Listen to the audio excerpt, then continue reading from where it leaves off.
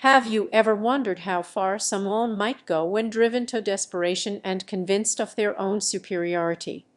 Well, today we re-diving deep into the disturbed mind of Raskolnikov, the protagonist of Fyodor Dostoevsky's masterpiece, Crime and Punishment. Hello, book lovers, and welcome back to Ace Book Talk. I'm thrilled to be sharing one of the most impactful and psychologically rich novels ever written. Dostoevsky's Crime and Punishment isn't just a gripping story, it's an exploration of morality, guilt, redemption, and the very nature of human existence. Fyodor Dostoevsky, agent of Russian literature, lived a life as turbulent as the narratives he crafted. Born in 1821, he experienced poverty, political upheaval, and even a brush with execution, which was commuted at the last moment to a sentence of hard labor in Siberia. These experiences profoundly shaped his worldview and are vividly reflected in his novels. Dostoevsky possessed a unique ability to delve into the darkest corners of the human psyche, exposing the internal conflicts and moral ambiguities that drive our actions. His works, including the brothers Karamazov, The Idiot, and Demons, continue to challenge and inspire readers today, making him a timeless voice in literature. Crime and Punishment, published in 1866, stands as a particularly powerful example of his genius, a chilling and insightful portrayal of a man wrestling with the consequences of his choices. The story centers around Rodion Raskolnikov, a former law student living in abject poverty in St. Petersburg. He is intelligent, proud, and consumed by a theory, a belief that exceptional individuals are above the law, that they have the right to transgress ordinary moral boundaries if it serves a greater purpose. Raskolnikov, convinced of his own exceptionalism, convinces himself that he can rid the world of a vile pawnbroker, Alyona Ivanovna, a woman he sees as exploiting the vulnerable. He justifies his plan by arguing that her money could be used to alleviate suffering and benefit society. Driven by this twisted logic, and desperate to escape his poverty, Raskolnikov commits the unthinkable. He murders Alyona. However, things quickly spiral out of control. Unexpectedly, Alyona's meek and innocent sister, Lizaveta, arrives on the scene, and Raskolnikov, in a panic, murders her as well. This second, unplanned killing shatters Raskolnikov's carefully constructed justification. He hadn't anticipated the psychological toll, the overwhelming guilt, and the crushing weight of his actions. Following the murders, Raskolnikov descends into a state of paranoia and mental anguish. He becomes increasingly isolated, haunted by nightmares and tormented by the fear of being caught. He engages in a cat-and-mouse game with Porfiry Petrovitch, an astute and cunning investigator who suspects Raskolnikov's involvement. Porfiry employs psychological tactics, subtly probing Raskolnikov's mind and pushing him closer to confession. Amidst his turmoil, Raskolnikov encounters the Marmeladov family, who embody the depths of poverty and despair. He is particularly drawn to Sonia, Marmeladov's daughter, a young woman forced into prostitution to support her family. Sonia, despite her circumstances, possesses an unwavering faith and a deep capacity for compassion.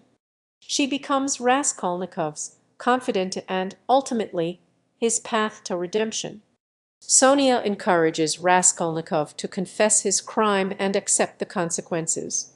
She believes that suffering is necessary for spiritual cleansing and that only through acknowledging his guilt can he find forgiveness and peace. Raskolnikov, initially resistant, is gradually moved by Sonia, unwavering faith and her unconditional love.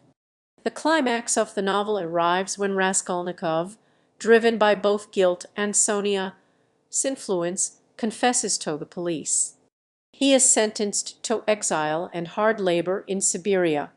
Sonia follows him to Siberia, providing him with emotional support and unwavering devotion.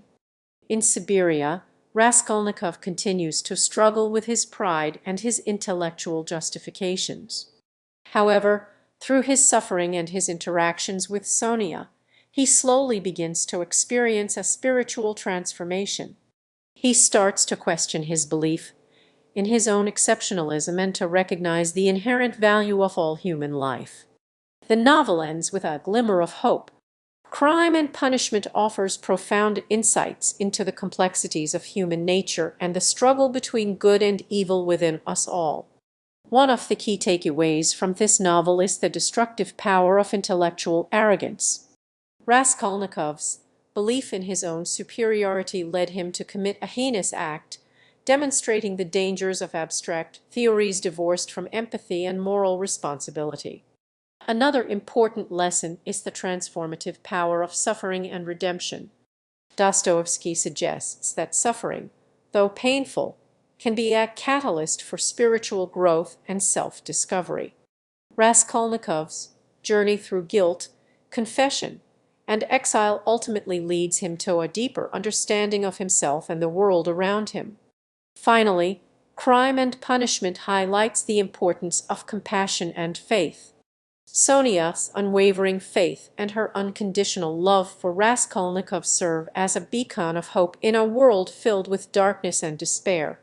Her example reminds us that even in the face of unimaginable suffering, compassion and faith can offer solace, healing, and a path to redemption.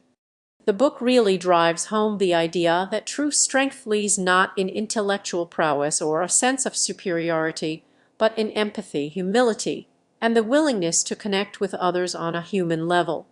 Thank you for joining me on this journey through the dark and fascinating world of Crime and Punishment. Journey through you for joining I fascination the user show you the war where oh you kind tiny and the power was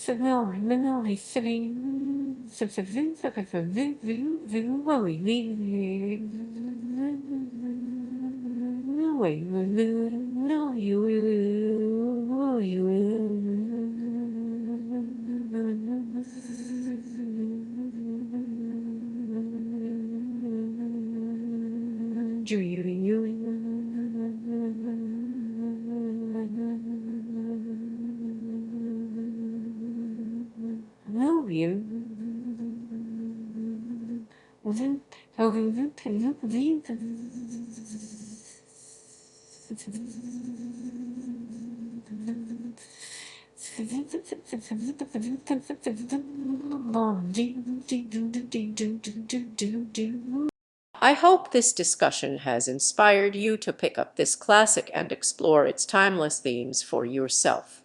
If you enjoyed this exploration of Dostoevsky, please hit that like button and subscribe for more book recommendations and in-depth literary analysis.